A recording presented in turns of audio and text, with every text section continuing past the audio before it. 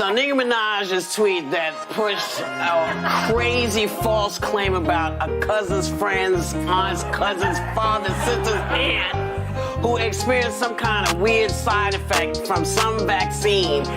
The story has gotten even weirder. Giant balls. Her cousin's friend. His testicles became swollen. I want to interview the balls. So here's the point that she's making. His testicles became swollen. You had a really good bachelor party? Nicki Minaj's cousin's friend's balls. He has swollen testicles. Orchitis is the term. COVID vaccines do not cause swollen testicles. Are you calling Nicki Minaj a liar? This stuff about swelling? It was Pfizer. We offered a call with Nicki Minaj. I'll circle back on that one. Swollen testicles. Swollen genitals. Swelling to his genitals. I need you to follow me with this. If Nicki Minaj's cousin's friend is watching, or his former fiance is watching, we want to hear your story. Her cousin's friend. His testicles became swollen. I want to interview the balls. It's not complicated.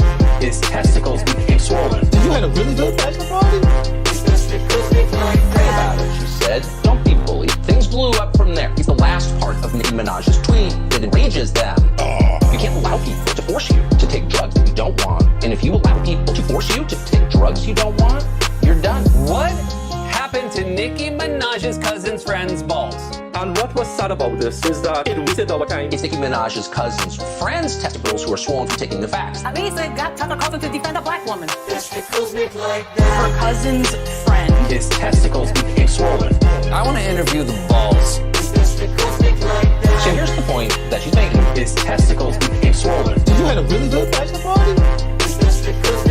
Let me get this straight. The person can't speak about questions or thoughts they're having about something that they're gonna have to put in their body.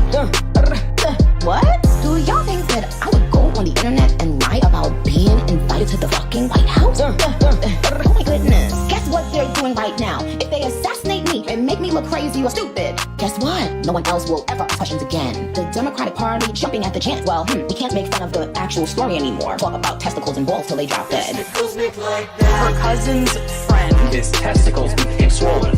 I want to interview the balls. It's not complicated. His testicles became swollen. You had a really good bachelor party?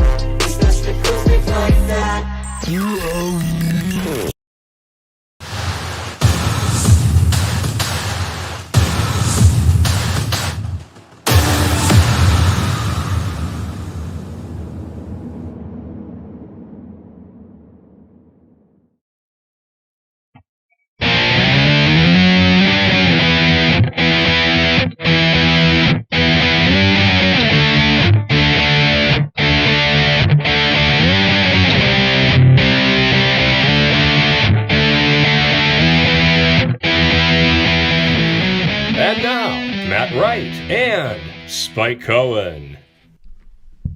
Good morning, good afternoon, or good evening, and welcome to the Vanguard. For Spike, the only political candidate to adamantly come out against cannibalism, Cohen, I am Matt Wright, and together we are traversing the muddied waters of freedom. It's true. Cannibalism is generally not advisable. It's not, no.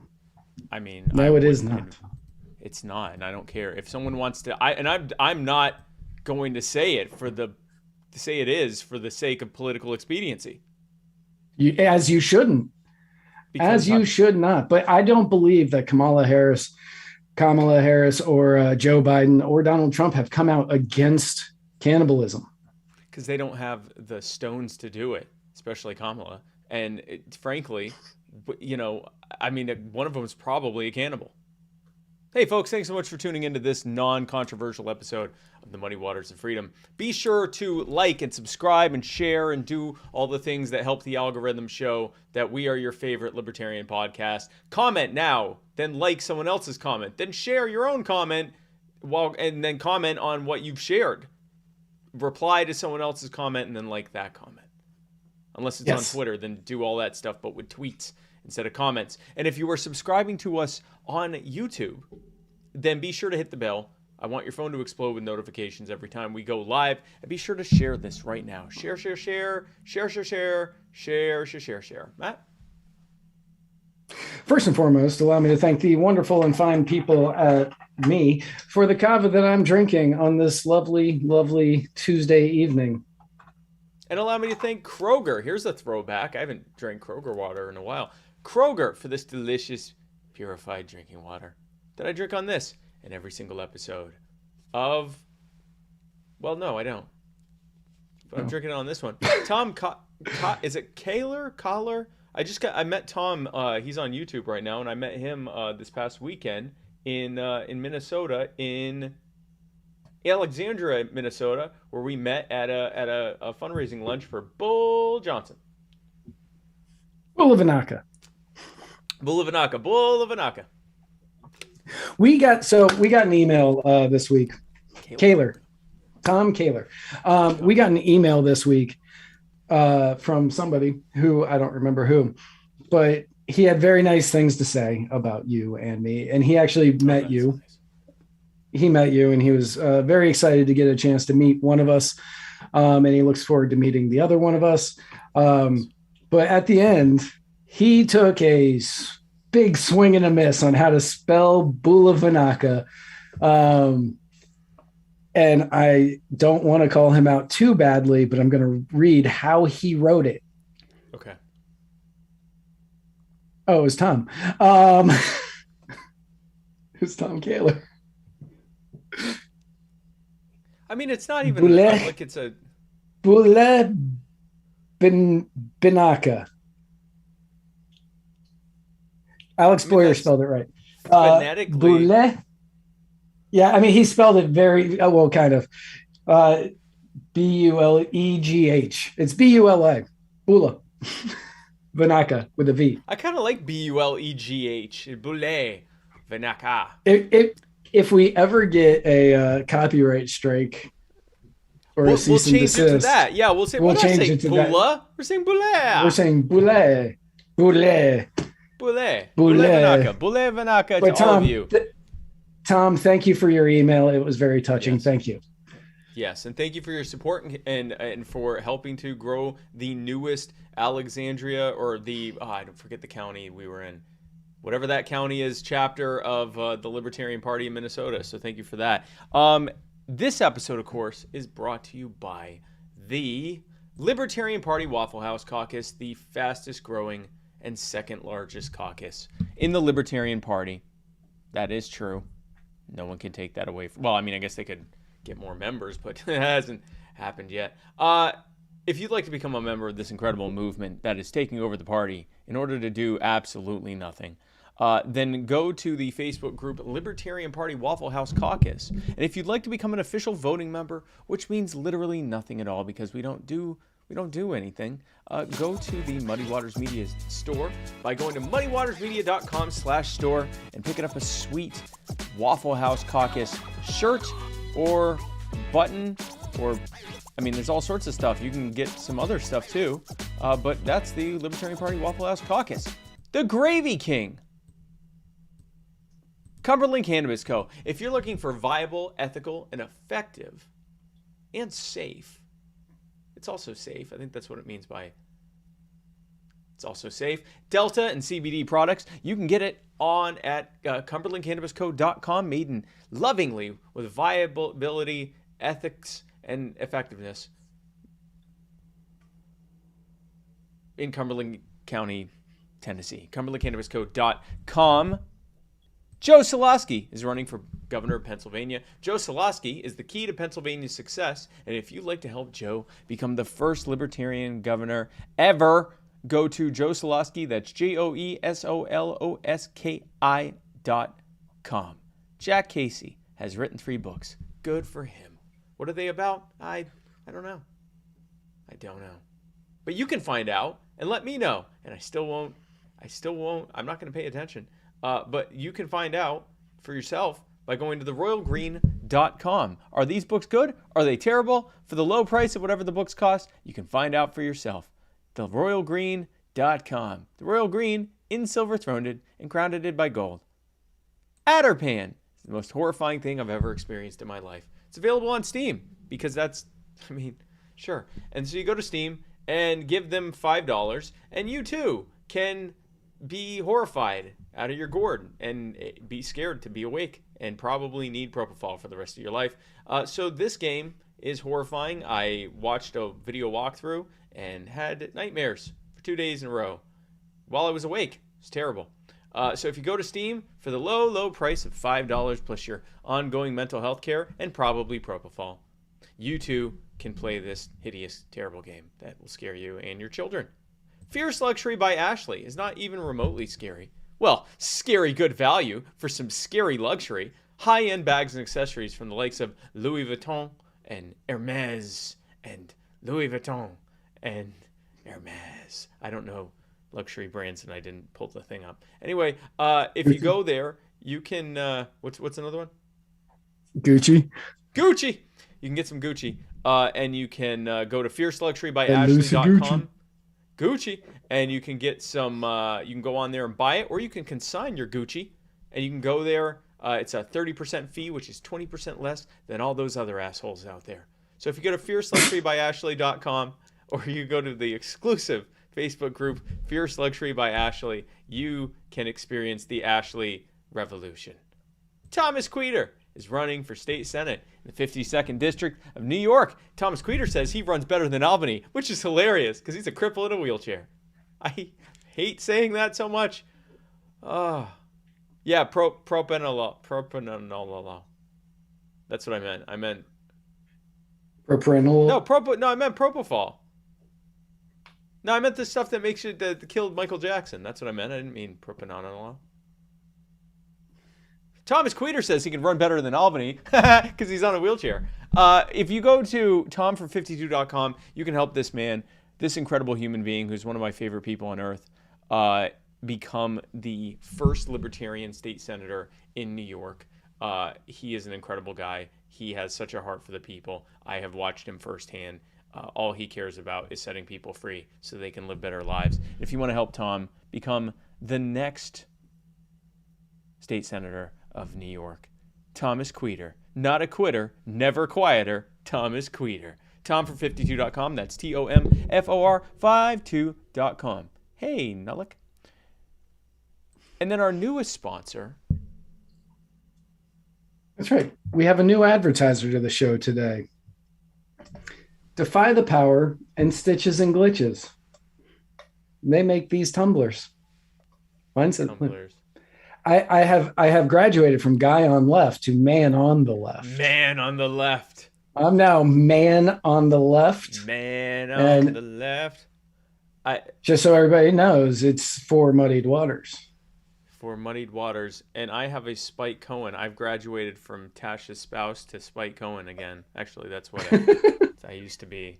This would probably say Tasha's spouse if they made it now. But these very high-end you regressed. tumblers. I regressed, and I'm hopefully back to being Spike Cohen. They have incredible products. They do. They have incredible. I don't even see where you are. But don't you just hate it when you check out on a website and you get hit with huge shipping and handling fees? Yes. Not with Stitches and Glitches and Defy the Power, as all their items ship for free.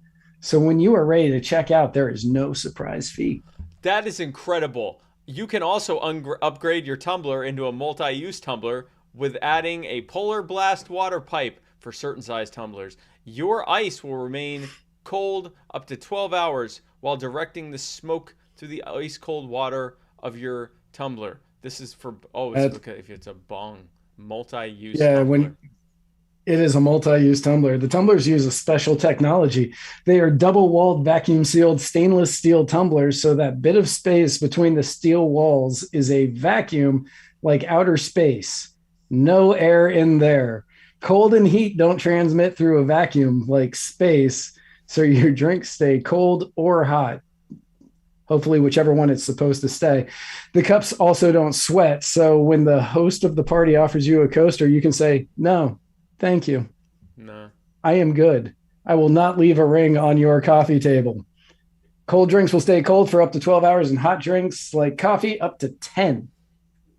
These are great gifts, Matt, for the hardest to buy for person in your life, Matt.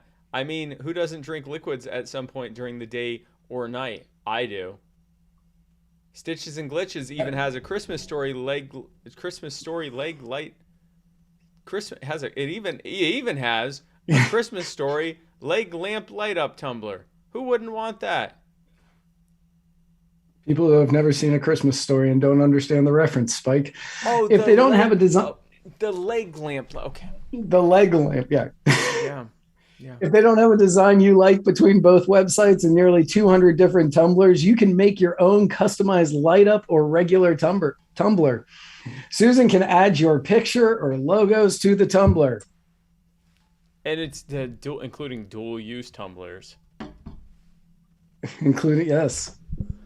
If that wasn't enough, it gets even better. By typing in Muddy Tumbler in the coupon code box at checkout, you will get 10% off your total order. That expires the end of next month, so do it now. Right. I know what you're saying. What a great deal, Spike, Matt. This cannot get better, but it can. Shopping is broken down into categories so you can quickly get to the tumblers you like rather than shop through 200 tumblers.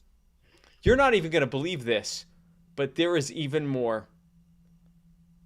On the Defy the Power site, you can choose from a selection of bottom messages like Epstein didn't kill himself. Which one does this say? Epstein didn't kill himself. And end the Fed, or even taxation is theft. So the person sitting across from you gets these messages subliminally every time you drink. Yeah, right now you're thinking there is no way this offer can get better with free shipping, customized tumblers, muddied water discount for listeners, and light up tumblers. Well, it can get better. All personalizations are free of charge. Add your name or message to the tumbler for no extra charge. That's an incredible deal. That's insane really that they do that. Yeah, that's I know. Actually, holy crap. You may have met John and Susan selling their products at your state conventions, pretty much everywhere, almost everywhere I've been, or any of the events. Everywhere. They are everywhere. They are, pretty much at least half the time I've been somewhere, they've also been there, which is uncanny because I just show up and they've already got like stuff set up and they've got their tumblers out and they're customized and everything. Go to defythepower.com/stop for everything libertarian and stitchesandglitches.com for everything else. They do incredible work and we are very, very happy to have them as a sponsor. And yeah, that free personalization thing is, I've never. No, that's huge. That's holy crap.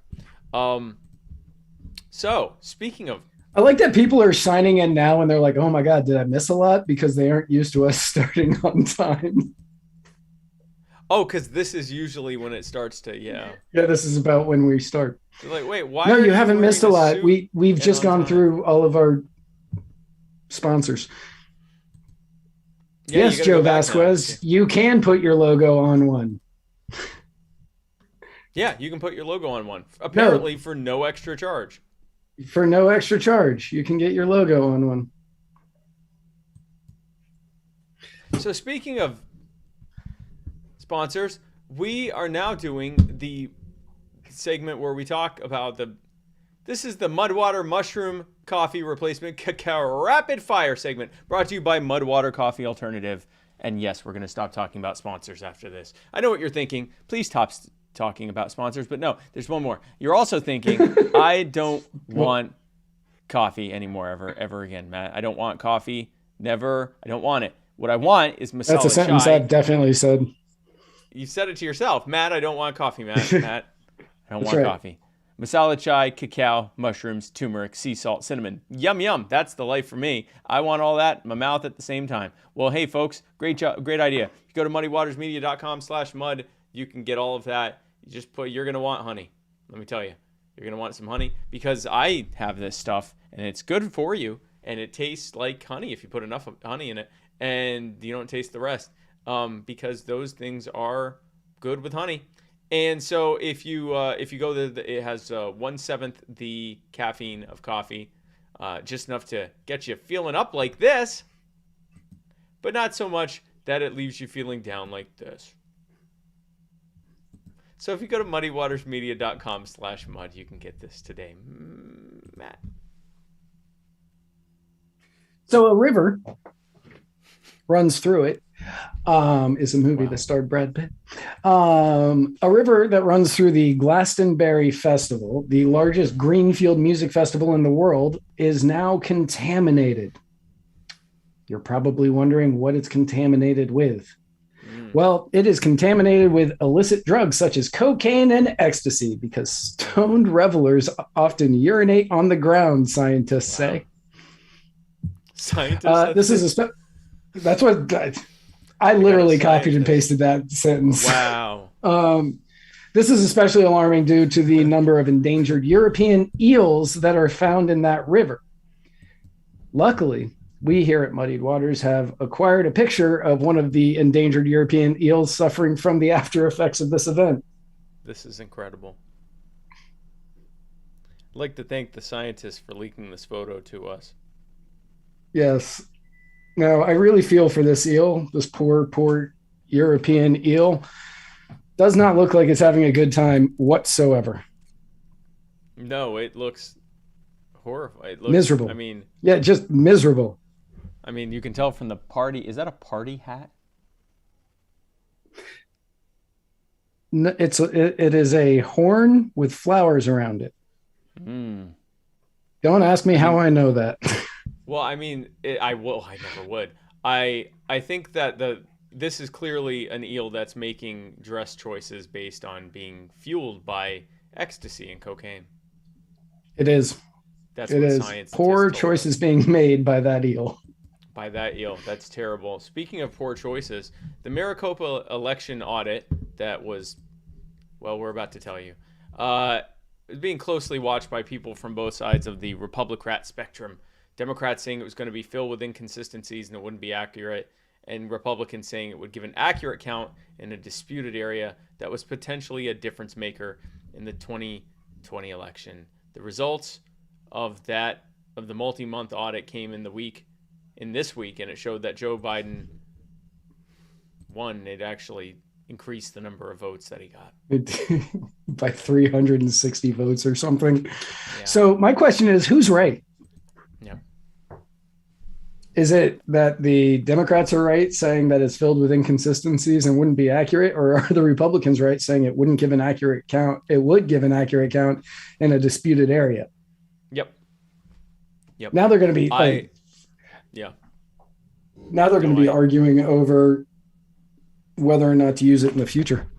Change places. They're going to literally, you're going to have Democrats saying, look, this said that he won, and then the Republicans are going to be saying this is fake and gay.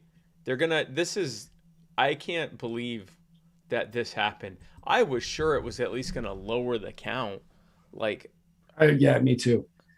What's funny is, okay, so even though this has happened, the Texas governor still wants to use this process for certain counties in Texas. And Democrats are fighting it, going, no, we don't need that. We don't need it. Don't do it. Like, it's still Republicans are fighting for it, and Democrats are going, no, don't use it. Yep. In the 100% of the time that this has been used, Democrats have gained votes. So why don't they want you to use it? It's just so stupid. Like, so just in, the Republicans confirmed that Joe Biden won. It is incredible to me. I hope that this story goes away once and for all. It's not going to. I do too. I just thought it was so funny that after however much money that recall audit cost, and everyone's the fact that has been going, it's been going on since what, April? Yep. And I've had people, you just wait, Cohen. We're about to find out that Donald Trump's really the president. Yeah, that date has come and passed like 6 times now. Yep. I thought August 8th was I was really banking on that one. You know, you get your hopes up. I heard somebody was telling me literally to my face, they were like, just wait, August 8th, you are going to see. And I was like, you understand that this is all QAnon conspiracy crap, right? Like, this is not anything that's going to happen. And they're like, no, this time it's going to happen because Maricopa is going to come in and you're going to find out that he won there. And then they're going to do it in Wisconsin and they're going to do it in Pennsylvania and they're going to do it. And sorry, Ray. Yeah, Ray. You know, sorry, Ray. QAnon says nothing can stop what's coming, and they're right because nothing's coming. Speaking of, well, actually, I hope this does go well. John Stossel is suing Facebook over their fact-checking upper lowercase fact-checking system. Matt, this is an interesting one. I am very interested in how this is going to go. This is an interesting one.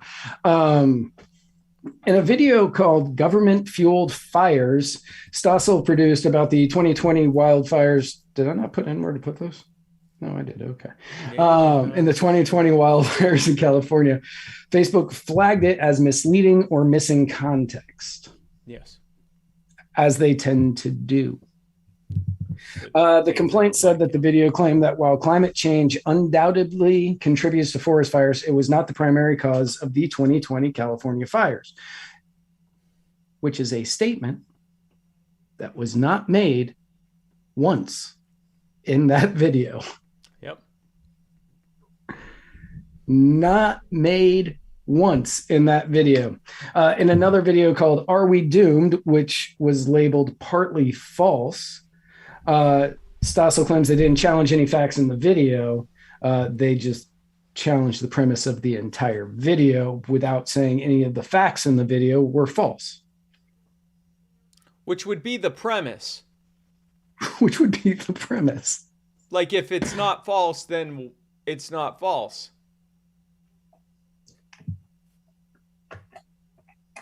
So, I mean, call me not when a this scientist, happened, but if something's not false, it's not false. Right. So when this happened, he was gaining a good amount in ad revenue from these 2 videos alone before the fact checking before it got hit with the fact checking. I believe it was $10,000 a month from these 2 videos. Or it may have been each video. I'm not 100% sure. The articles weren't really clear on that. But after it got hit with the fact checking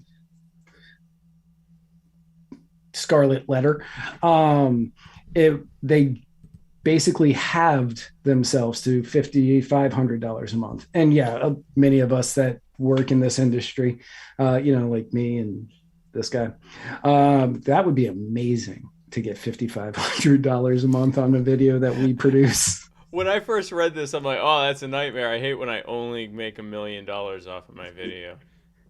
Right. So. But I get it. When he probably has a staff much larger than 2.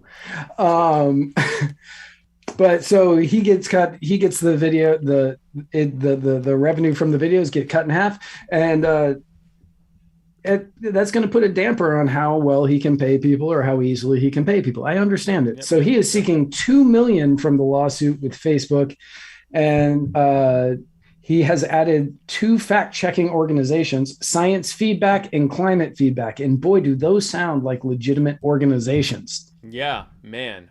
I'm so glad that Science Feedback and Climate Feedback are protecting us from a award-winning investigative journalist with his false information. With his false information that he didn't say or claim.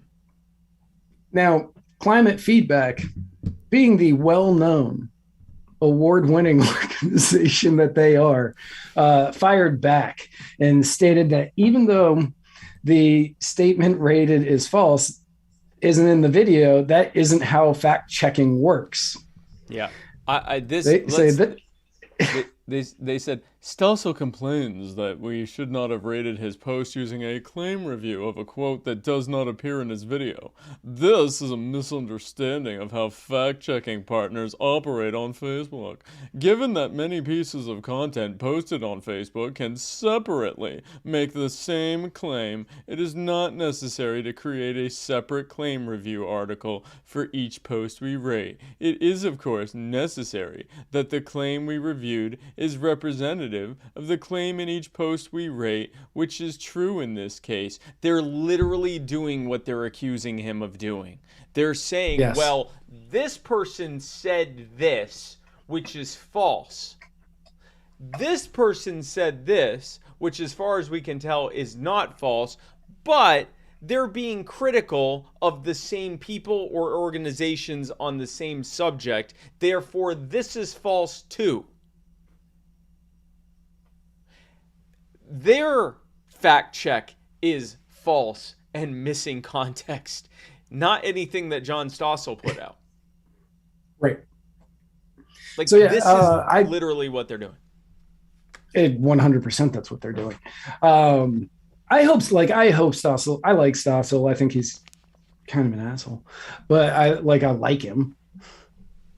I like the guy.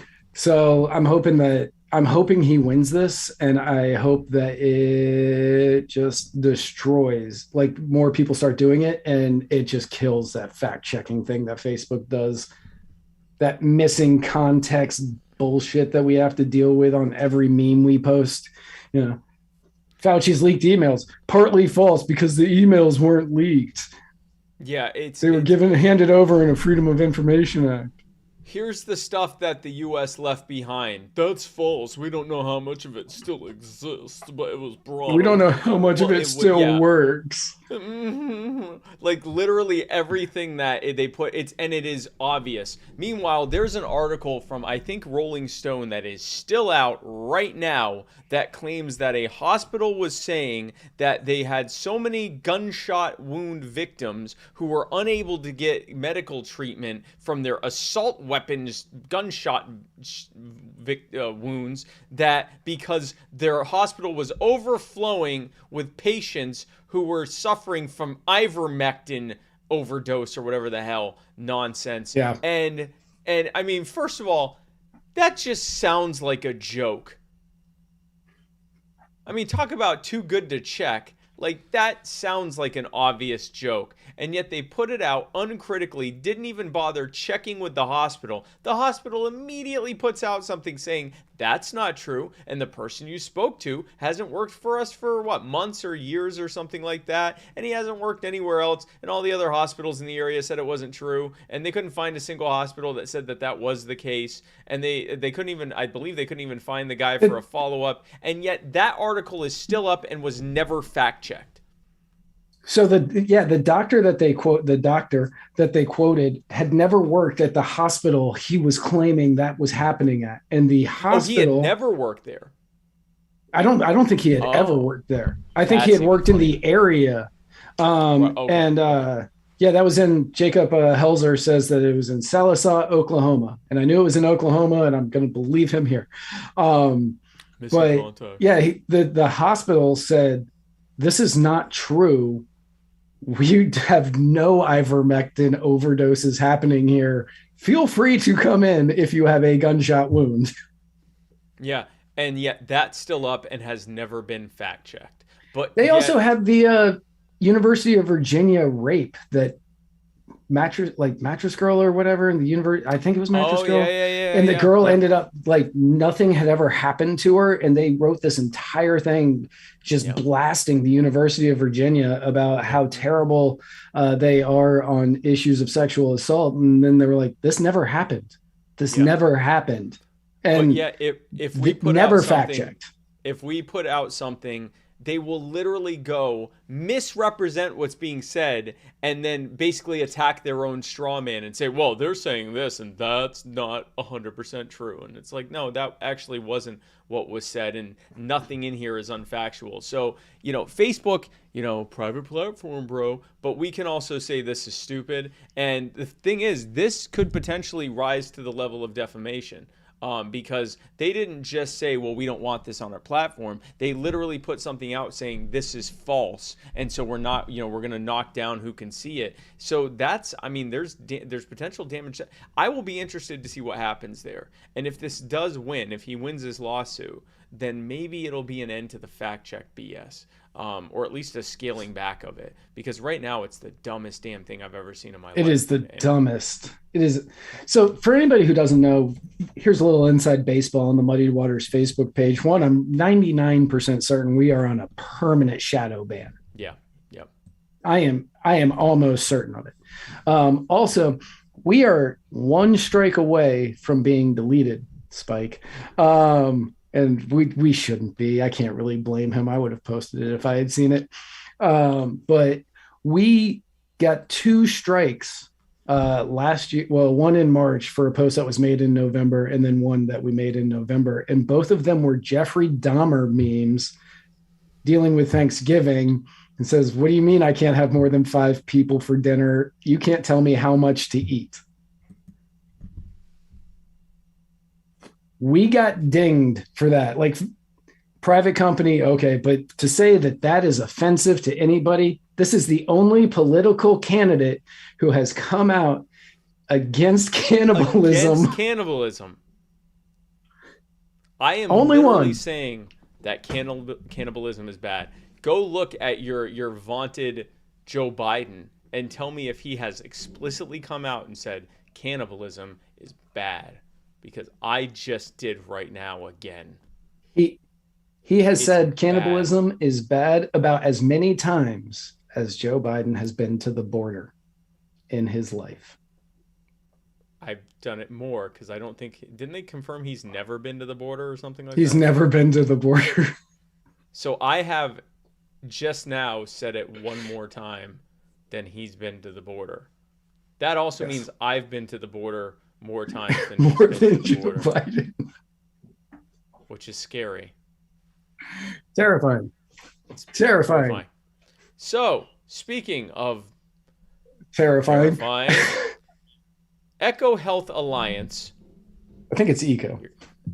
Eco Health. We'll say Eco. Eco Health Alliance wrote a grant proposal back in 2018 and submitted it to DARPA, which is the Defense Advanced Research Projects Agency. We're going to call it DARPA from now on.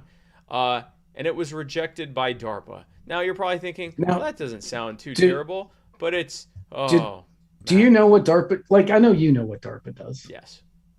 I know what DARPA does. For anybody out there, and we have a very intelligent audience, and so I'm assuming everybody out there does, but for anybody that might be like passerby listening, DARPA is the agency that works on super secret weapons. Yep. The kind that, like, they play a sound and your stomach explodes or your brain melts, or, that sort of thing. I don't know if those are real, but those are the things they work on.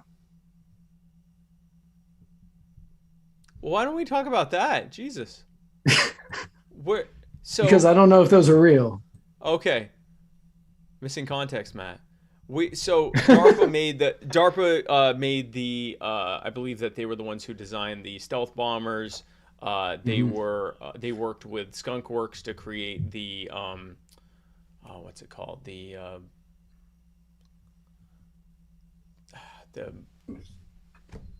anyway. Yes. The plane that flew really fast. It was a spy plane. It was called the Yeah. Well, anyway, among the scientific tasks the group described in its proposal, which was again rejected by DARPA, was the creation of full-length infectious clones of bat SARS-related coronaviruses and the insertion of a tiny part of the virus known as the proteolytic cleavage site into bat coronaviruses. SR-71.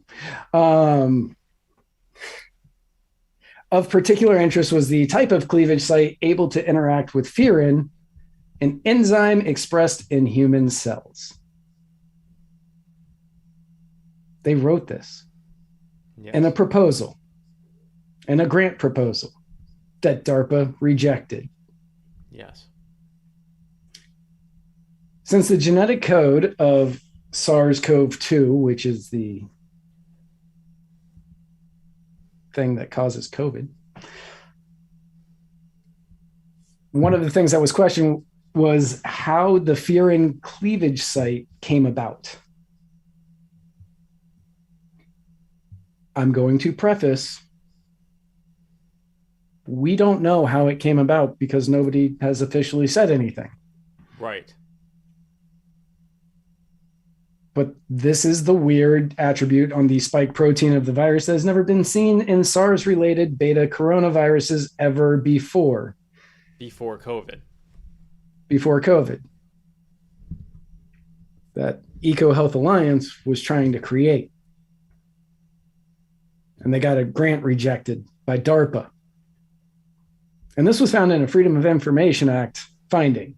And this was originally reported on The Intercept. Don't think that like I went to some weird website that doesn't do proper fact checking.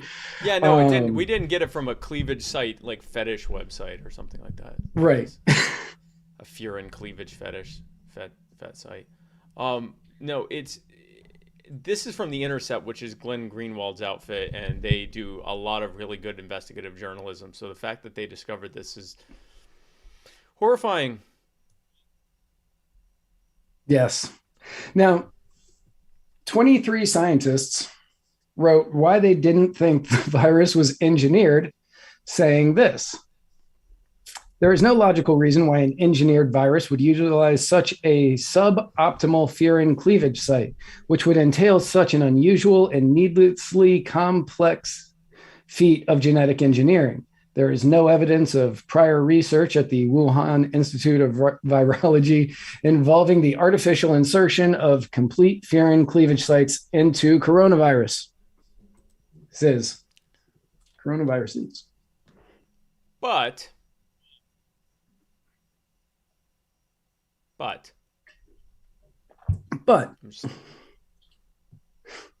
the proposal that DARPA rejected describes the process of looking for novel furin cleavage sites in bat coronaviruses the scientists had sampled and inserted them into the spike of SARS-related viruses in the laboratory. Let me pull that up. Thank you. We will introduce appropriate human-specific cleavage sites and evaluate growth potential and HAE cultures. Now, what they're saying is that they are going to go into bat caves, not the cool kind like in Dark Knight or the original Batman, not the one with Adam West, but the one with Michael Keaton. They're going to go into bat caves, withdraw these cells there, and then take those cells to a lab. So technically no bats that they brought them in. They wouldn't have brought the cells from the bat They wouldn't have brought a bat in to take the cells there. They were taking the cells in the cave, is what the plan was. The proposal described a mass plan to vaccinate bats in caves. Does not provide a conclusive evidence that the virus that caused the pandemic emerged from a lab, because it may have emerged from a cave. And virus experts remain sharply divided over its origins. That's a direct quote from The Intercept. They say you can't read sarcasm in text. Right. But when I read that, I felt as though it was coming through pretty clear. Yeah. And it's true. This may not have spread from a lab. It might have come from a cave that they went into. And they did the research in the cave. Other scientists contacted by The Intercept noted that there is published evidence that the Wuhan Institute of Virology was already engaged in some of the genetic engineering work described in the proposal, and that viruses designed in North Carolina could easily be used in China. Right. And again, DARPA said no, so we know that EcoHealth Alliance didn't get the funding from DARPA. From DARPA, yeah. Yeah, so unless you think of the $3.25 million grant given to EcoHealth Alliance in 2014 for coronavirus research in Wuhan, and was renewed for $3.7 million in 2019, only 1 year after the 2018 request that DARPA rejected.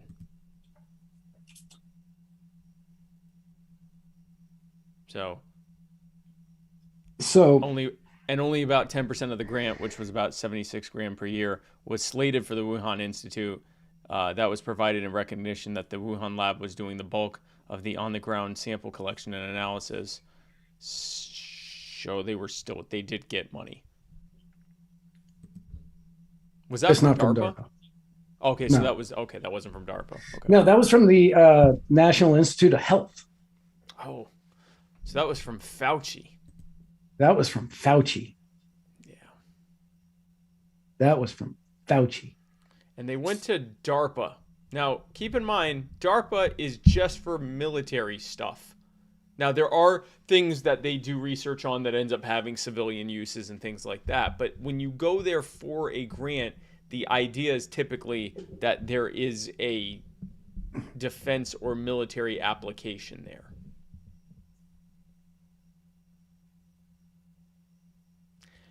If they end up determining that this thing was even inadvertently created or leaked or whatever, that this wouldn't exist without government interference from what appears to be both the US and Chinese governments. No wonder they've got all the fact checking set up at the ready. Yeah, this story, when I first found it, heard it on somebody else's show, I was like, this doesn't sound like it's real. There's no way. And then they told me that it was originally, they said in the show that it was originally reported in the Intercept or the Telegraph, and I think I'd use the article from the Intercept. I'm not sure. I don't know if which one reported it first, but no matter how you feel about either of those two organizations, you understand that they at least will fact check something to make sure that they aren't going to be putting anything out. And one of the things that they stated was, we found this from a Freedom of Information Act, that DARPA said no to this. That DARPA was like, no, we don't want anything to do with this. We don't want our name on that. And they can't find certain grants that the NIH said yes to because they're being protected right now. Right. I don't know if the one that we talked about where they got the where they got the 3.7 million in 2019. I don't know if that was the same one. They said it was just an extension of the one that Obama gave them in 2015. No idea. No clue. What I know is that EcoHealth Alliance wanted to create a virus from a coronavirus from a bat and make it go into humans in 2018. In 2019, they got funding from Fauci. Oddly enough, the same year, a worldwide pandemic starts. Based on a Are these things related? Based on a bat virus that infected humans. Are we saying that these things are related? Possibly. Possibly. Could it just be one massive coincidence? Possibly. Sure. Yes. Sure.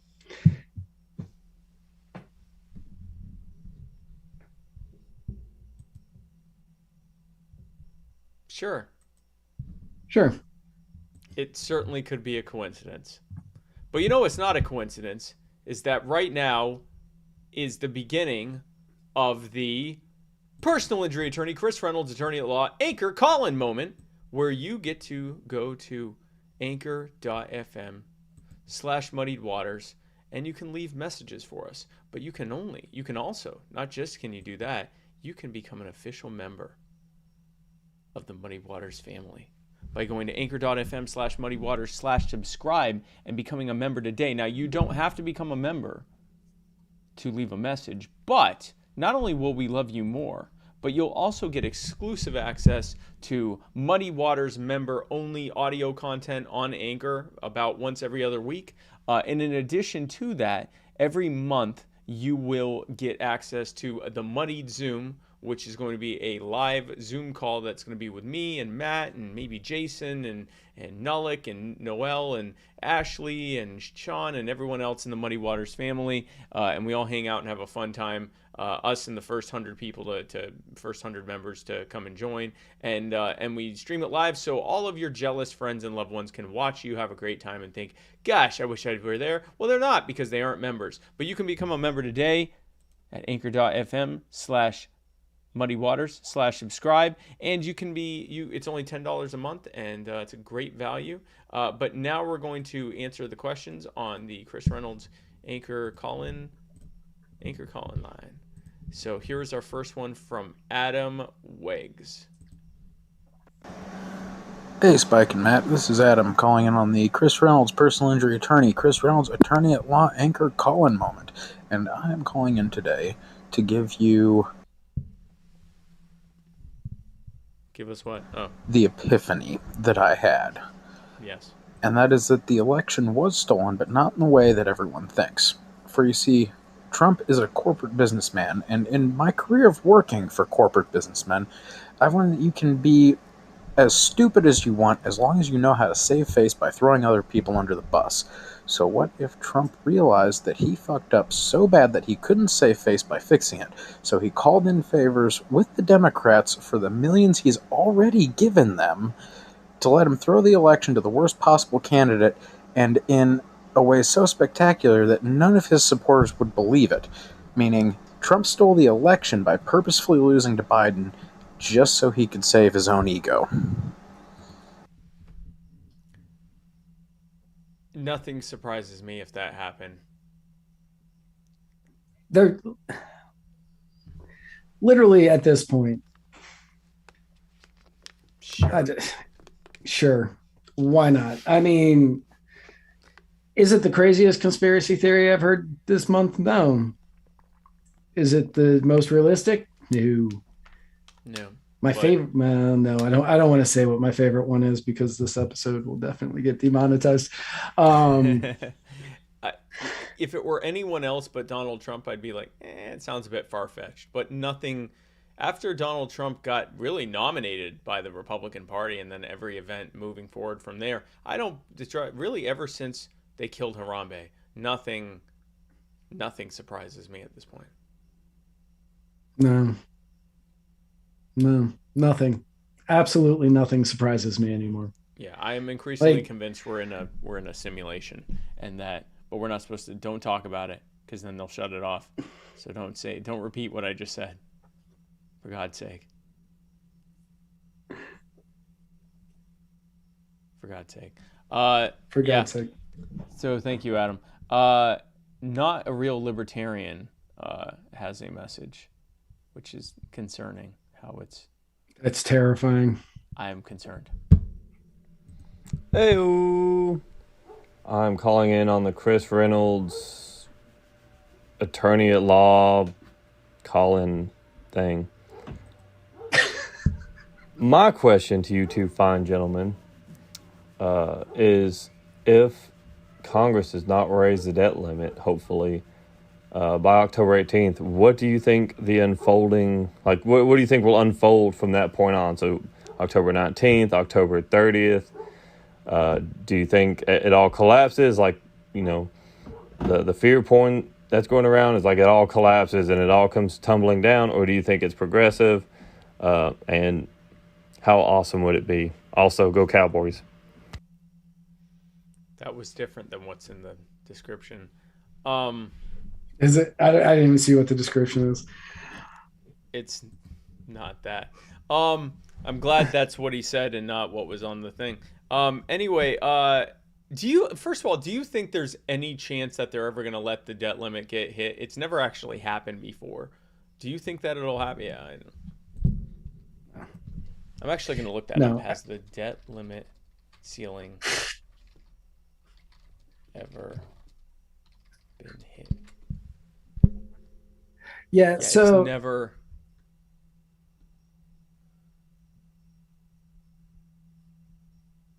So I know that they're worried about the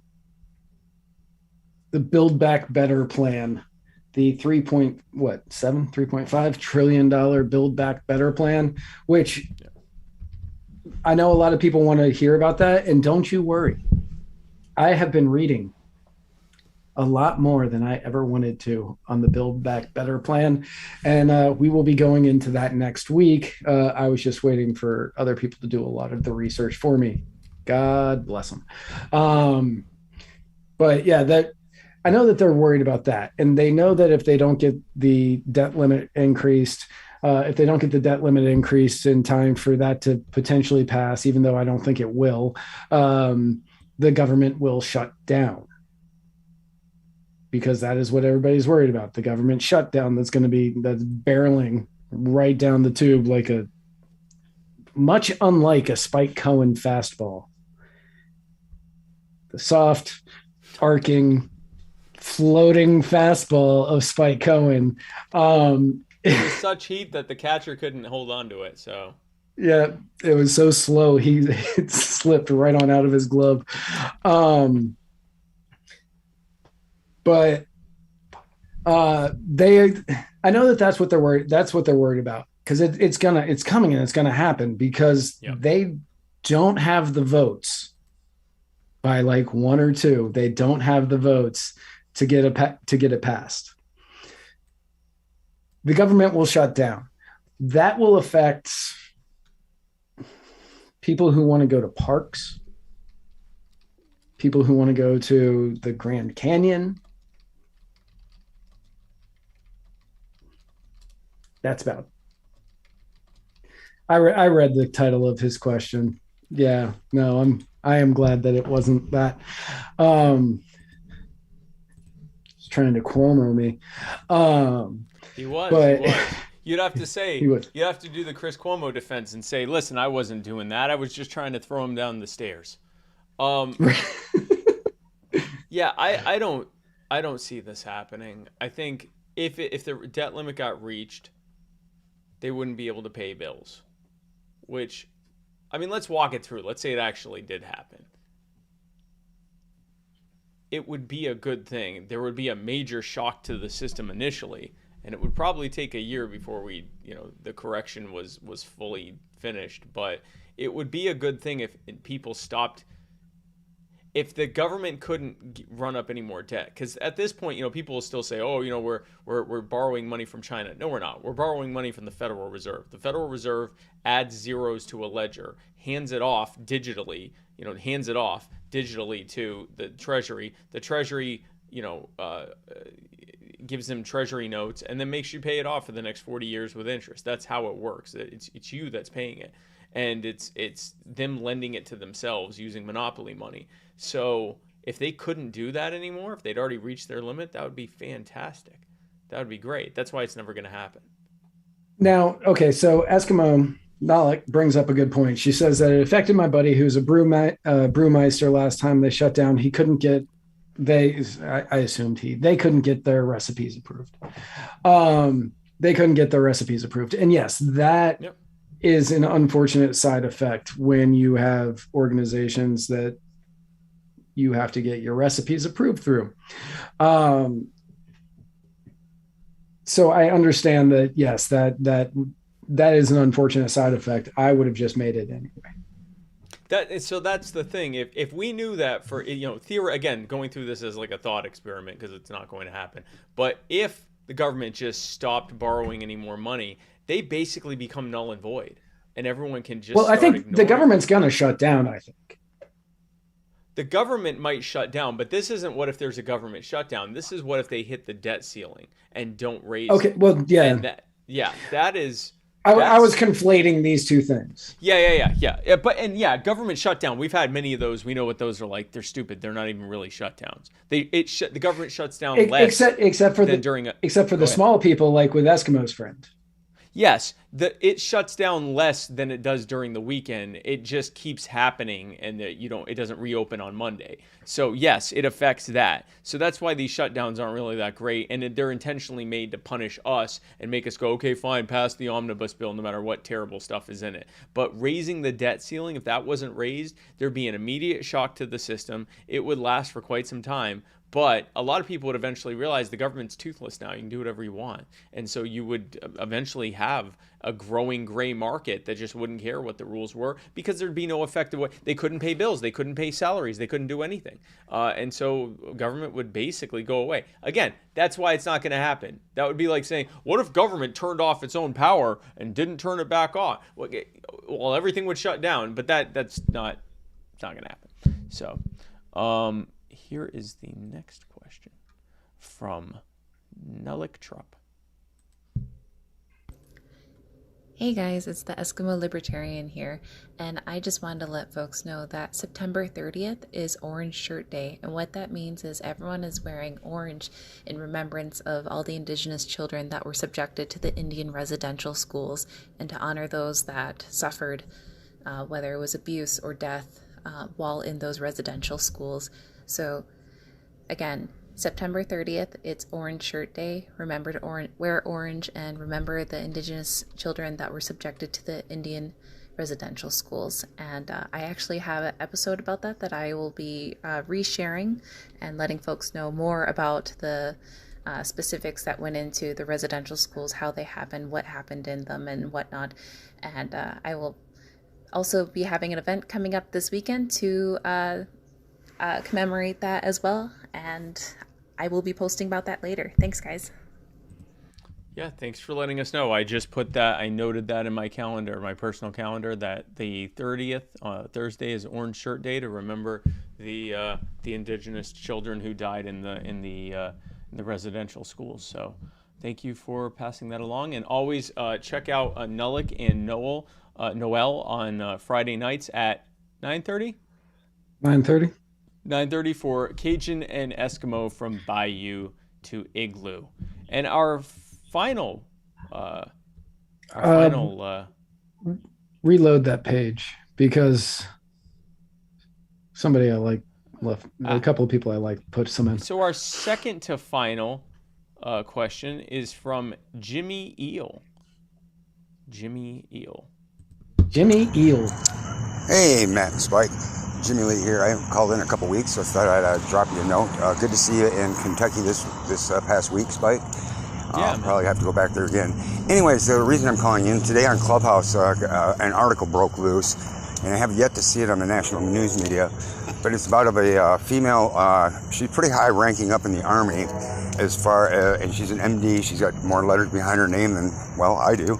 But anyway, she broke the story that what she wants to do is ground all pilots that have had the vaccination due to possible blood clots and that kind of stuff.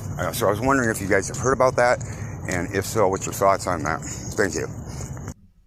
I have not heard of it. I have not heard of that. Medical, nope. Military doctor.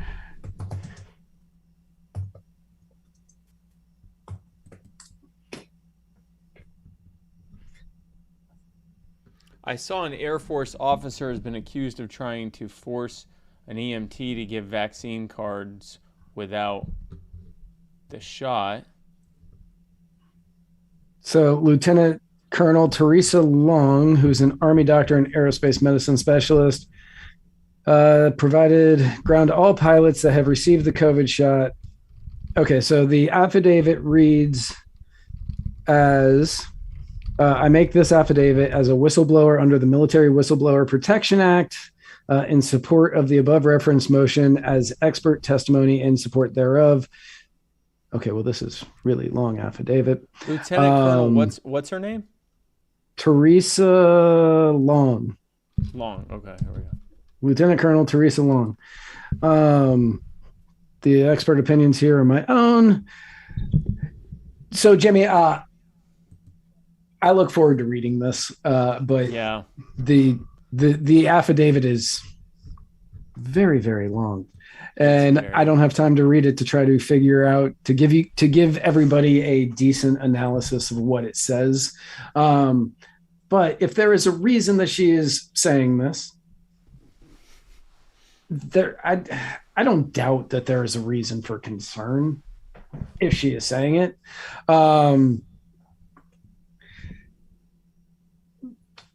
But since I didn't hear about it until literally this very second, yeah, and this is way too long. Yeah, this is really long. I was hoping for something short or a write up on it, but you're right. There is nothing in major news about this. No. That's the other issue. Every site that you're going to find from it, you got Citizens Journal US, Your News. Yep. And the problem is, if this is true and we post it, we'll get fact checked for claims that she made that haven't been substantiated, even though we're literally just saying she made these claims. Right. Which is essentially what in fact, what they did to John Stossel is actually worse than that. But that's an example of what they can do. They can say, well, this has been fact checked because that's not substantiated. And it's like, well, that's not, we didn't say it was. We just said this happened. So, but we will look into that and let you know what we think. I have it pulled up and I'll read over it this week. And if it's anything worth talking about, we will talk about it next Tuesday. Absolutely. Which means I should save that. I'm going to save that page so I don't forget. Yes. Because so here's our last question from Justin Lomness. Yeah, this is Mr. Just Because, a.k.a. Jay Lomness at Facebook.com. Yeah, I'm wondering when libertarians will really show themselves to the entire world what our message really is. Because people have been conceived or programmed to think that libertarians are not what they say they are. Well, we're going to get rid of government, and that gets rid of regulations, and we all know that's BS. But what can we do to the common person? I want to say, a.k.a. the, moron, person that doesn't see reality for what it is. What do we do for those? The person that doesn't see reality for what it really is. That is my question.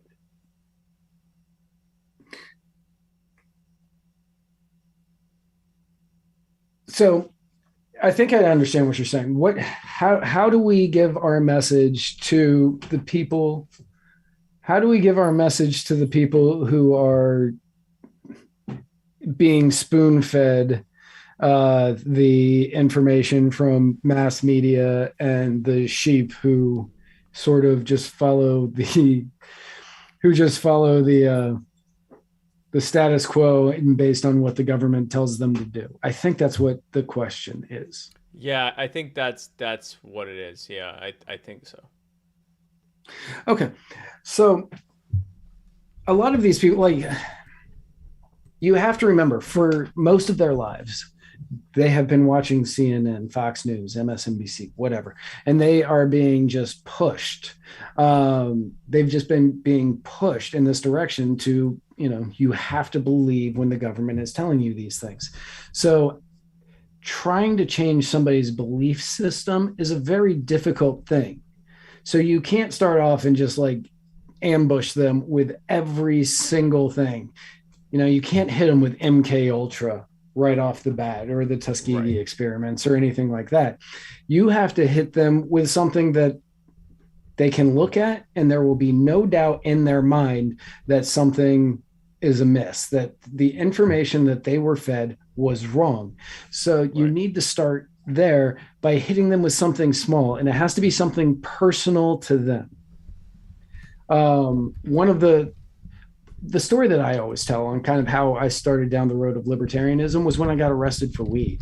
And I was like, this makes no sense. Like, this is a plant that grows in the ground. Why am I being punished for this plant that's being grown in the ground? And it was from there that I started learning more about personal liberty. And I should have body autonomy. I should be able to put whatever I want into my body, or not put whatever I want into my body. And the government shouldn't be able to have a say in that. And from there, that grew and changed. With that, I evolved in libertarianism. Now, with each individual person, there's going to be a difference on what that is going to be. Not everybody's going to be, drugs. They are all going to be on different wavelengths on what their introduction to liberty is going to be. So you need to figure out what that is for the normies, for the sheep. You need to figure out what their seed is. And then you need to water that seed. And then from that seed, liberty grows. Right. Yeah, I think you got to meet people where they are. You got to show them that we care about them and their concerns. You got to show them that we understand what's going on, that we understand it the best, that we have the best explanation of why this is happening, and that we have the best solutions. But the first and most crucial part of that is showing them we care and meeting them where they are. So, for example, not calling them morons, because the reality is we all, or most of us, were once not libertarians, and we were walking around with some really bad ideas because we had not been exposed to better ones, or we had been exposed to them, but we were exposed to them by people that we didn't think really cared much about us, and so we didn't really care much about them, didn't really care much what they had to say. So we really have to meet people where they are on these types of things, and show them that we understand. Go ahead. I was going to say,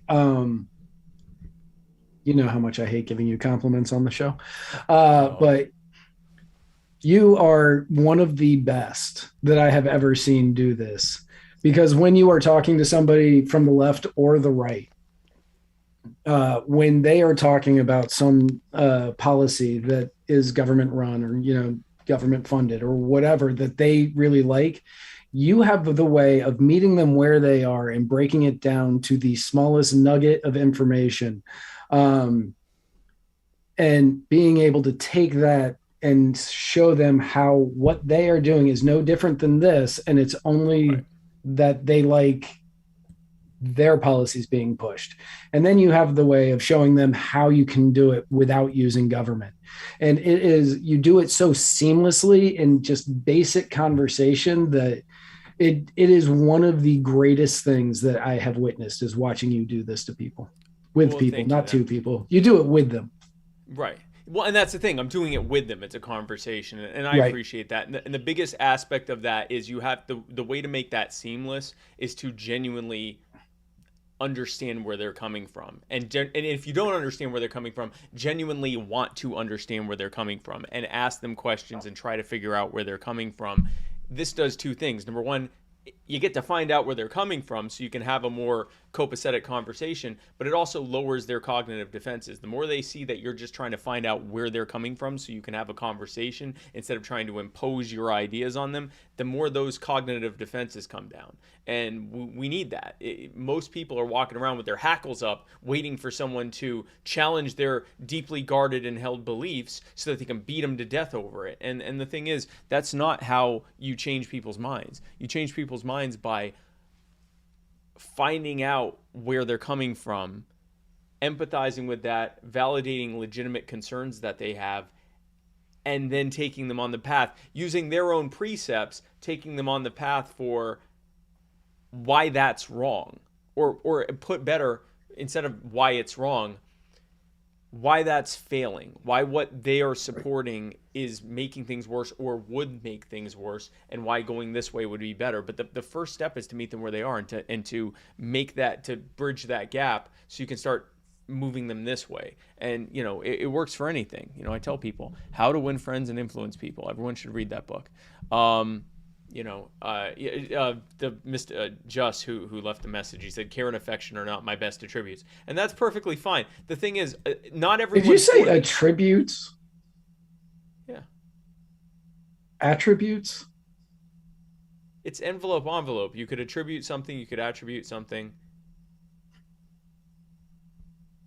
It's either. Anyway, so attribute.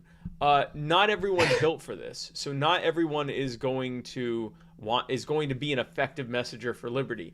That's fine. Like, we all have our roles. We all have things that are our strong suits and our weak points, and we focus on the things that we're good at.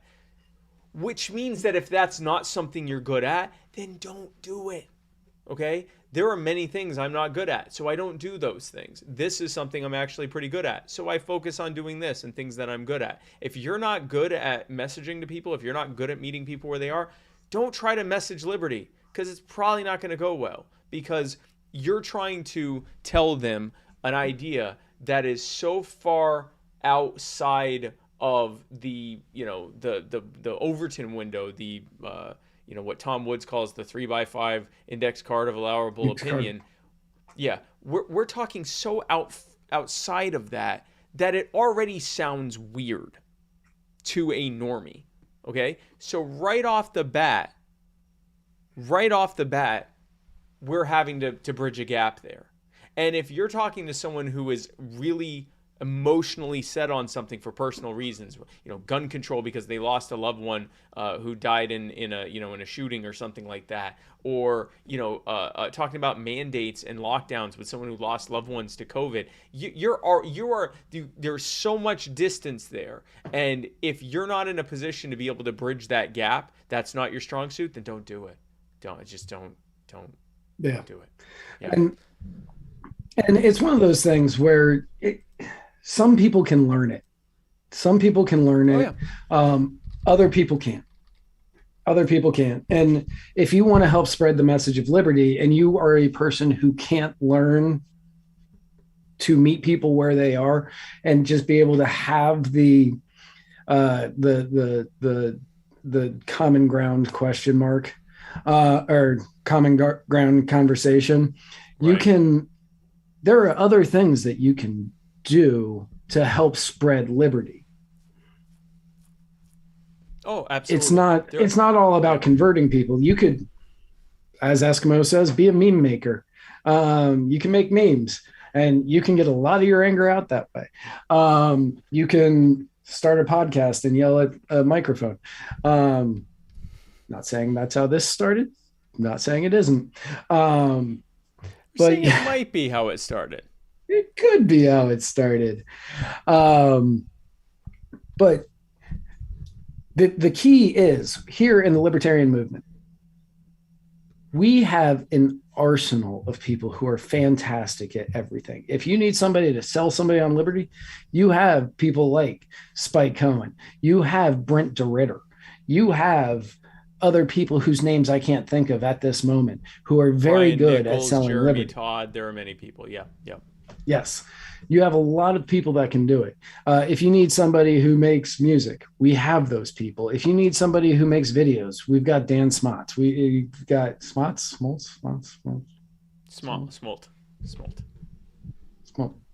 We've got Dan, and other people as well. If you need somebody who you need to write like white papers or to come up with ways to talk to city councils, we have those people. There are people for everything that you could possibly need, and all of them, from my experience, are willing to help with the goal of liberty. There are many, many things that people need. So everyone has a role here to play. Everyone has something that they can do to help with, and we all of us have different ways of messaging as well. Right. I would argue that the most effective way is to meet people where they are, to find that common ground, and then to go from there. And almost everyone has common ground. And honestly, if you find someone that has no common ground with you, it's going to be effectively impossible to bring them over anyway.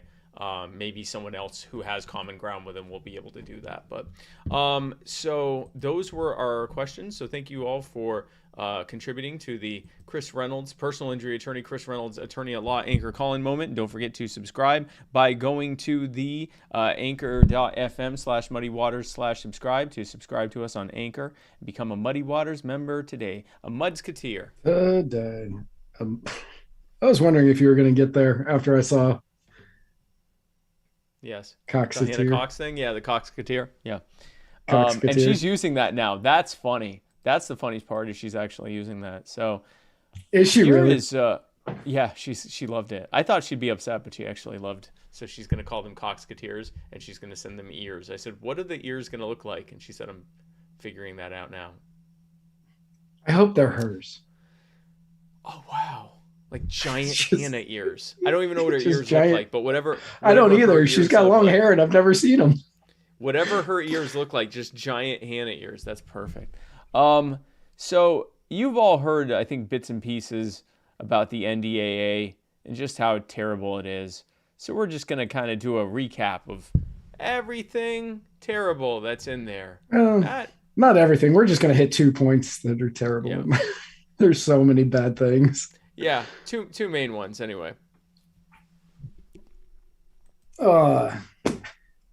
So included in the most recent version of the NDAA, or as I have now coined it, America's syphilis.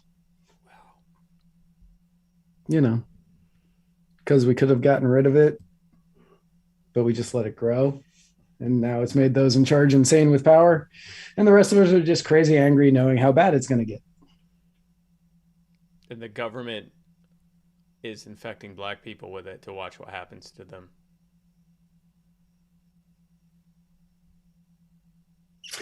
The Democrats slipped in a red flag law because they are utilizing the graves of soldiers who killed themselves.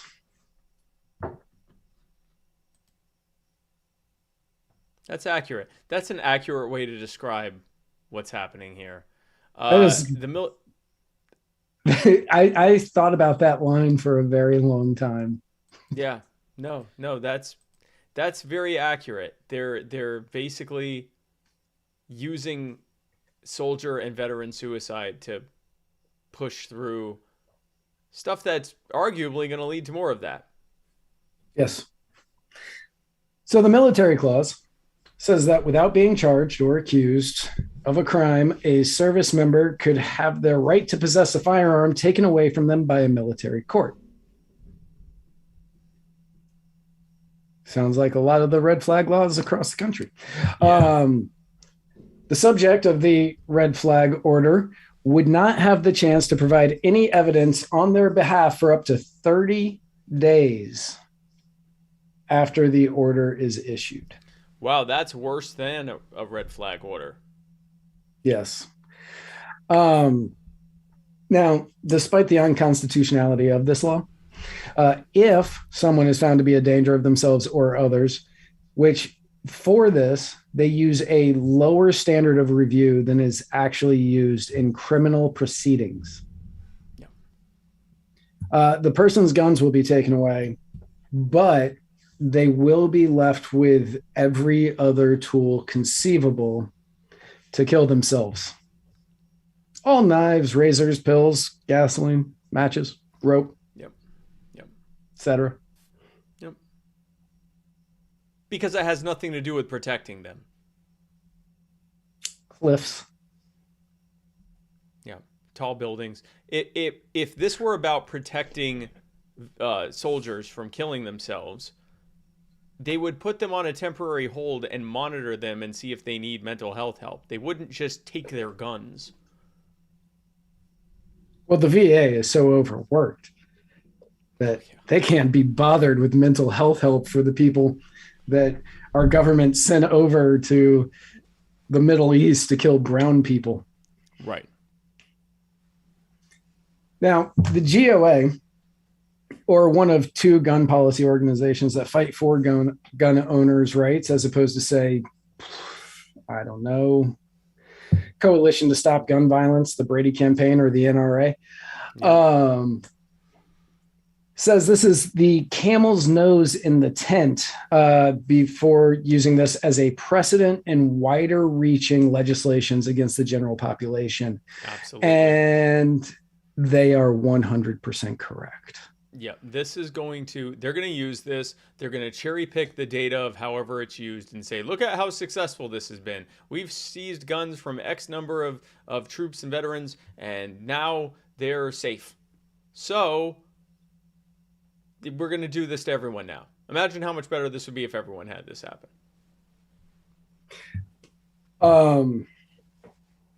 So yeah, this is actually something that everybody needs to be worried about, because once you get it into the military,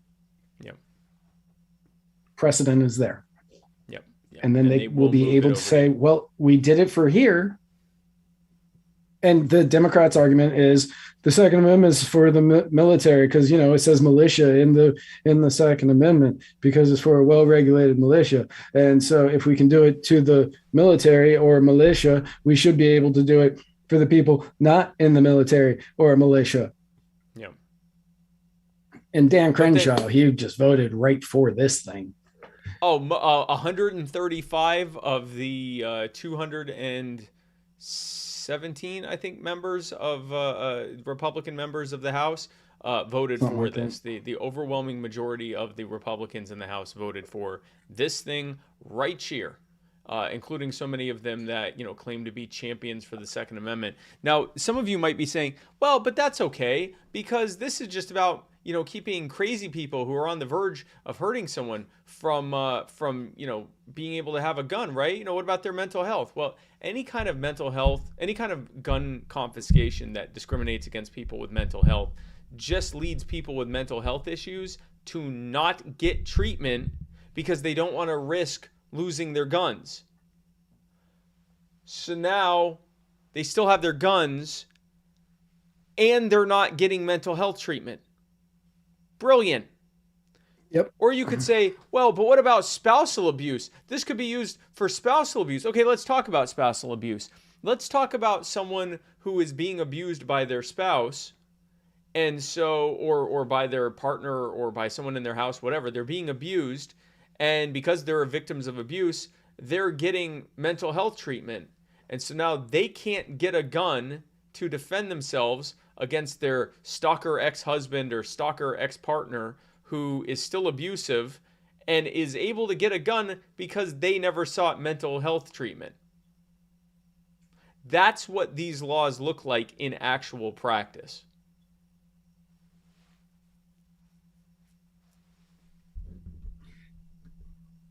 And as if the amount of people that we have dealing with the depression, with the PTSD from the countless wars that we have been sending them to for the last however many years isn't enough. Also included in the NDAA is a provision that would require women to register for the draft. There it is. We've been waiting for that one. I think we talked about that like a year ago. It was like a year ago from right now. And I'm just guessing because I don't actually remember all of our shows, but that was literally like a year ago. They started talking about that, and you had the Republicans, don't draft our daughters. And we were sitting here on this show saying, well, if you're saying don't draft the daughters, why are you going to draft the sons? And we were saying the obvious thing to do is to end the draft. And both of us said, of course, what they're going to do is draft women, is make women sign up for the draft. And because that will be equality. Yep, that'll be equality. So I need to pull up a quote from someone who voted for this and was actually, excited to vote for this. And she's a Democrat here. Where is her? This is from Representative Chrissy Houlihan, Democrat from Pennsylvania, a former Air Force officer. She said, by reforming the Selective Service to be gender-neutral based registration, we draw on the talents of our entire nation in the time of a national emergency. The current male-only registration sends a message to women, not only that they are not vital to the defense of the country, but also that they are not expected to participate in defending it. That is what woke imperialism looks like. Yeah, we're still going to draft you, but we're going to draft everyone because we don't want to leave women out because women are valid. Right. Hashtag draft all women. That was 100% one of the most terrifying things I've ever heard come from somebody's mouth that's in Congress. And, and that's coming after a year of mandates and people saying that we need to be locked up forever. And dear God, that was awful. So if women don't sign up for the draft, they will also face punishment, just like men will, and possibly not be given access to federal student financial aid for college, job training under the Workforce Innovation and Opportunity Act, and federal jobs. And in 40 states, they can't get a driver's license.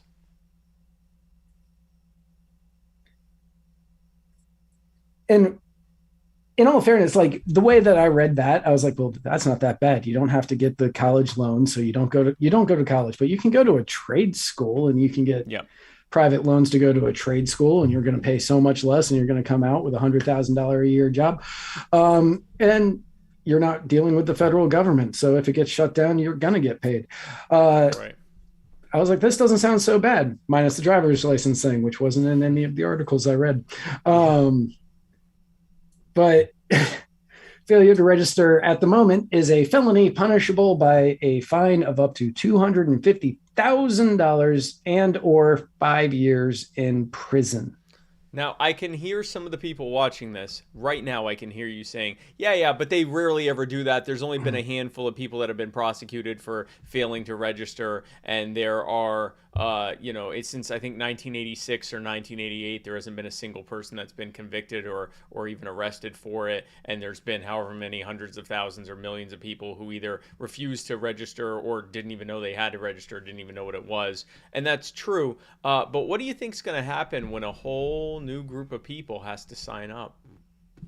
Whenever something's new, that's when they enforce it the most strongly and stringently. And they're certainly not going to just enforce it against women. There is no way that the government is going to say, oh, hey, look at all these chicks who haven't signed up. We're going to go just after them.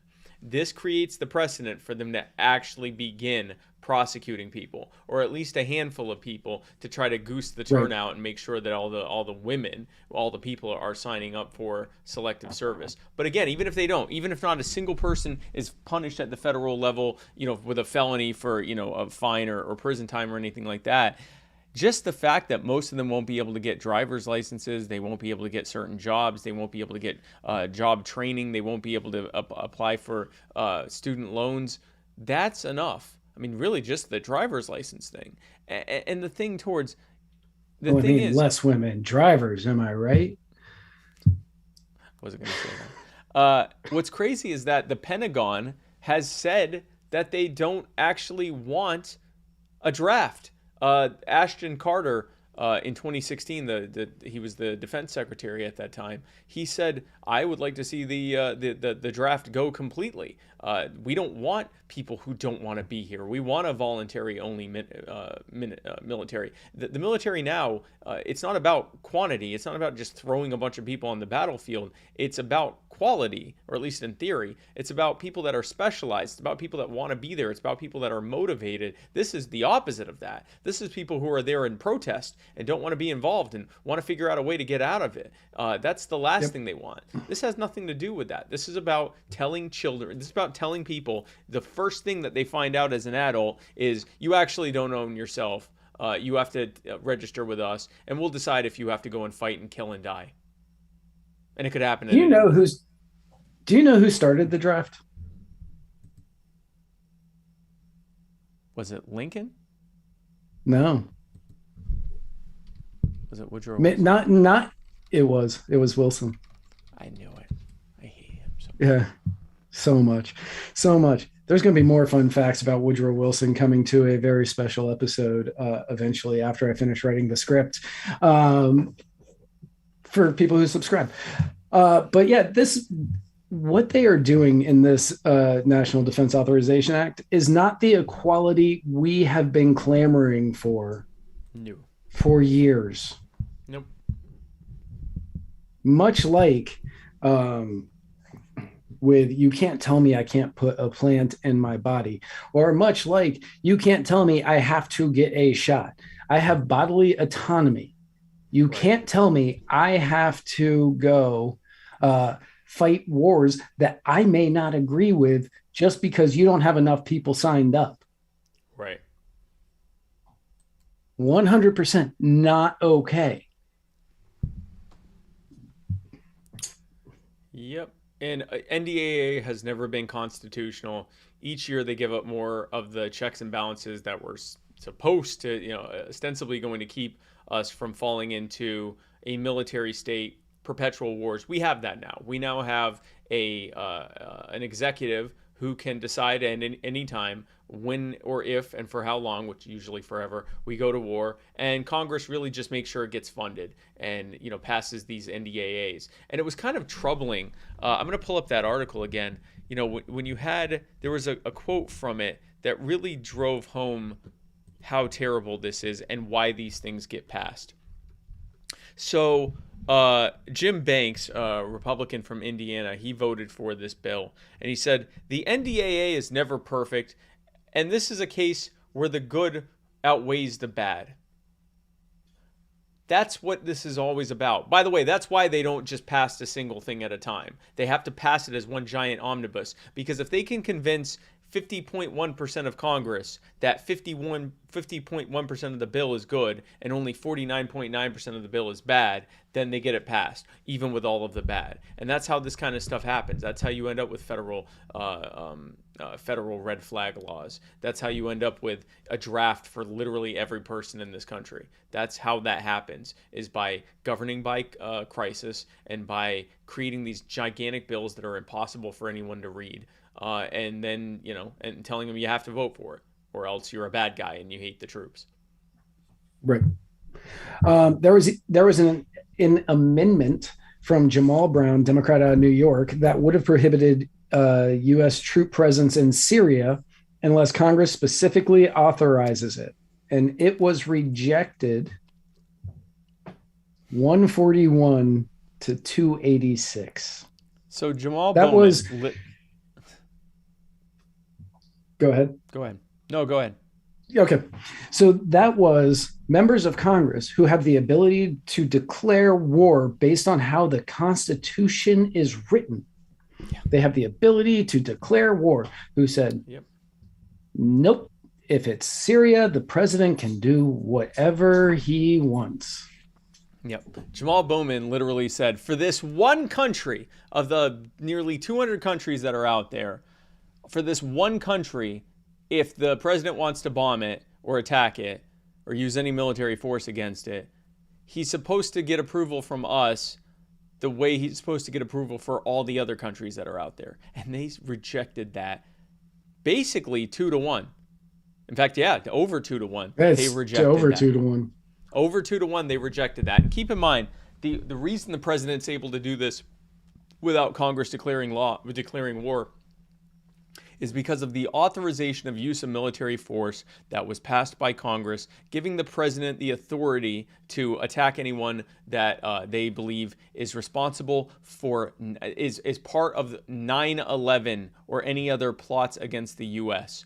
This authorization of use of military force was passed in 2001 for President Bush. 3 presidents later, or 4 presidents, including Bush later, they're still using it. 9/11 happened, is done. They've built a new building.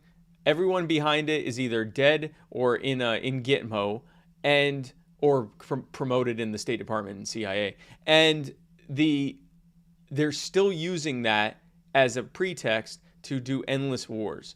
And they're adding, every time they reauthorize it with the NDAA, they add more crap to it, like this draft and these red flag laws.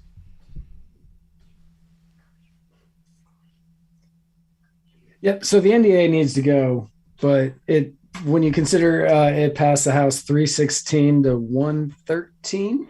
Yep. With what I should have put it in 100. I think it was 135 Republicans. Yep, 135 Republicans voting in favor of it, and pretty much every Democrat. I don't think there were any Democrats that voted against this. No, there were. Oh. NDAA 222.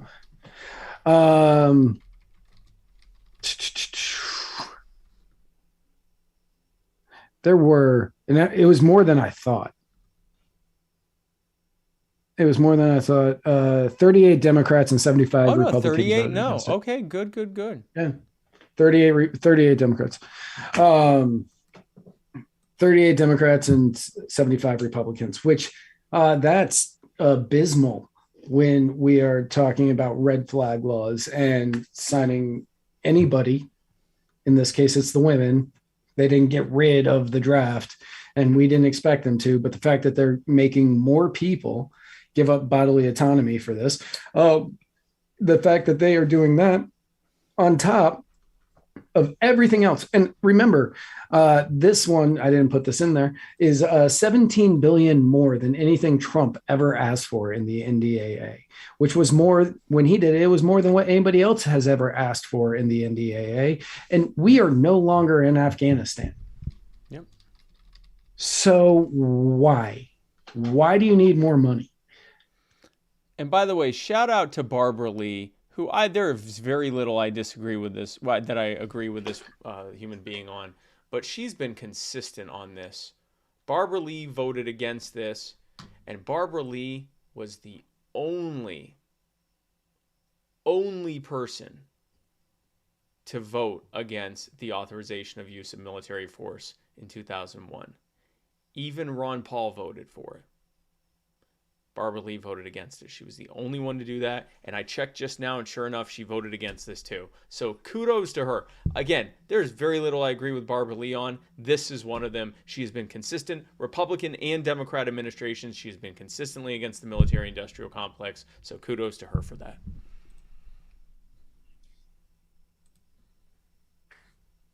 Well, yeah. So the NDAA will continue chipping away at the rights and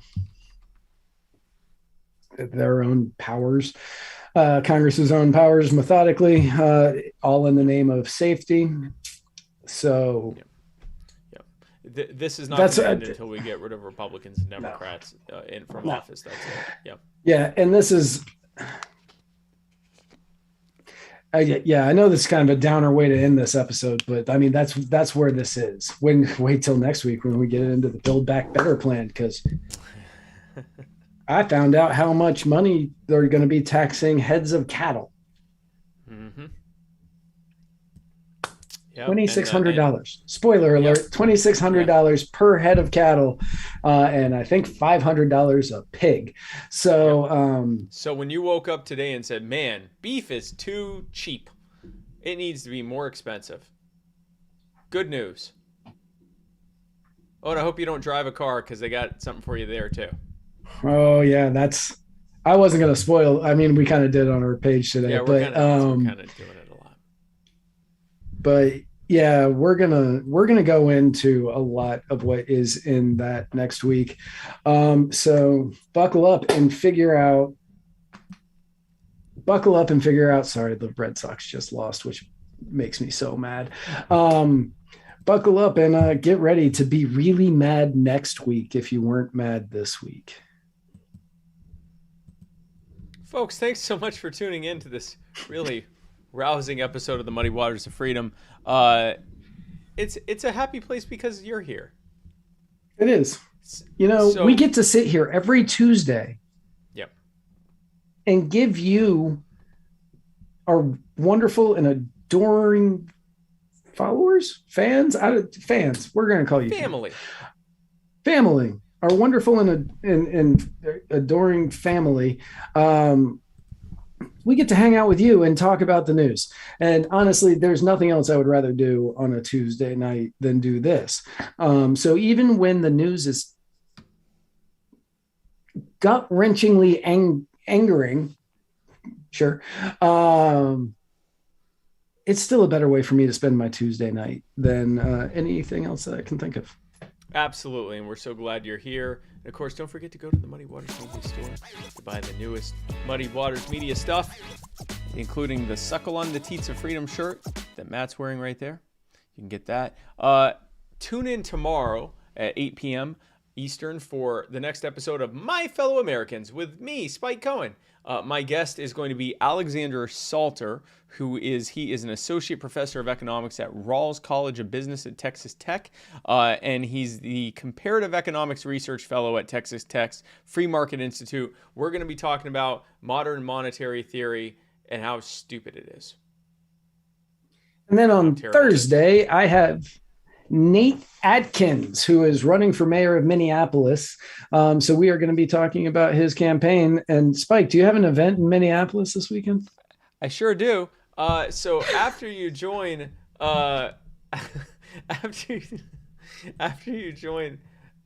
Kate, well, I guess it's before that. So join me starting Friday in Minneapolis, where I'm going to be campaigning with Nate Atkins. He's running for mayor of Minneapolis. So come join me there. But also, and starting with a dinner at 8 at Rote Osha Thai Restaurant on Hennepin Avenue in Minneapolis. More information to come on that on my social media. But also at 9:30 Eastern, be sure to check out Noel and Nullik over on Muddy Waters Media for Cajun and Eskimo from Bayou to Igloo. And then hang out with me. We got all sorts of really fun stuff happening on Saturday and Sunday in Minneapolis. Come out and join us there. And then on Monday at 7, join Jason Lyon right here on Muddy Waters. Oh, 8? No, it is. Is it 7 next week? Yeah, 7. I believe. I don't know if it's 7 or 8. No, I think he's hang on a second. I think he's 8. No, he's 8. He's 8 o'clock. Okay. Monday at 8, October the 4th at 8, join Jason Lyon for the next episode of the Mr. America, The Bearded Truth. And his guest is going to be Jack Casey for some reason. Why is Jack Casey? I don't know why he's having Jack Casey in, but for some reason, Jack Casey is his guest next Monday at 8 o'clock right here on Muddied Waters Media. Jack Casey. That Jack Casey. That Jack Casey. And then join us right back here next week, Tuesday, October the 5th. Same muddy place, same muddy time for another fan-rippin-tastic episode of the Muddy Waters of Freedom.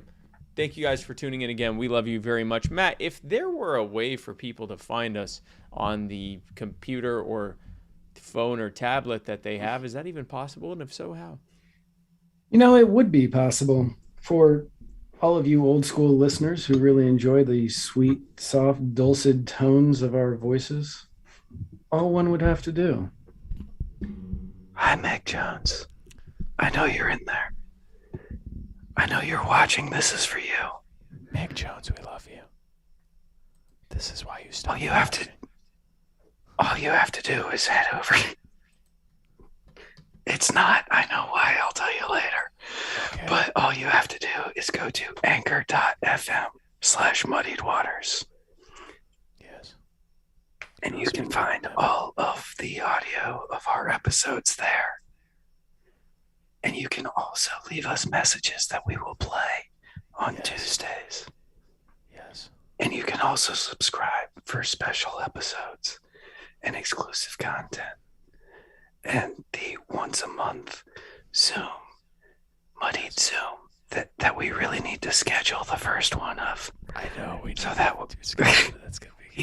need to schedule that first one. We keep talking about it, but we got to schedule it now. We need to schedule it now. Yes, we got to make sure that we get that scheduled.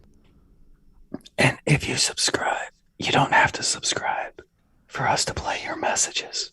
But you should. And we will love you more. We'll love you so much. And we will love you so. Content. I already love you even more, but I'll love you so much more. That's right. And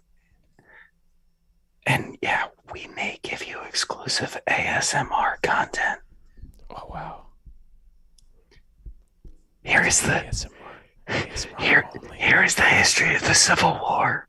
Yes. And how Lincoln screwed everything up. Here's why Lincoln is arguably one of the worst presidents we've ever had. Yes, he's terrible. Or you can find this and every other episode at muddiedwatersmedia.com, which is actually true again. Yes, now thanks to Jason and Kelsey, it's true again. And of course, you can always go to muddywatersmedia.com/store and get some of the sweetest, newest, muddiest muddywatersmedia.com stuff there on the internet. Fantastic. Wonderful. Very, very happy. And you can do that today. Folks, thanks so much for Did I put the Suckle on the Tea to Freedom shirt in there twice? Oh, yeah. I think so. Hold on. Let me check. Did I? I don't know. And then there's the end of that one. First time. Yep, I definitely did that twice. You gotta do it. That's because I really want people to buy it because Sarah didn't like it as her. It's a good shirt. Oh, wow. You did. You put it in there twice. How about that? How about that? Same color and everything. It's a great shirt. It's a good shirt. Get the shirt. It's a good shirt. Look at this. Get the shirt. It fits. It's a great shirt. Look. It fits well. Get the shirt. Folks, thanks again for tuning in. We love you so much. Who doesn't want a cow with our logo on it? Where is it? There it is. I know I do. Who doesn't want this? Everyone. Go get this cow. $2,600 a head. Yeah. Buy the shirt now before they start overcharging. Buy this shirt now before we have to add $2,600 to the price of this shirt. We don't want to have to, but the federal government makes us. And so, folks, thanks again for tuning in. We will see you next week. Well, I'll see you tomorrow. Matt will see you Thursday. Noel and Nullick will see you Friday. I'll see you all this weekend in beautiful Minneapolis. Jason Lyon will see you on Monday, and we'll see you right back here next Tuesday. Thanks so much for tuning in. And where we're going, we don't need roads.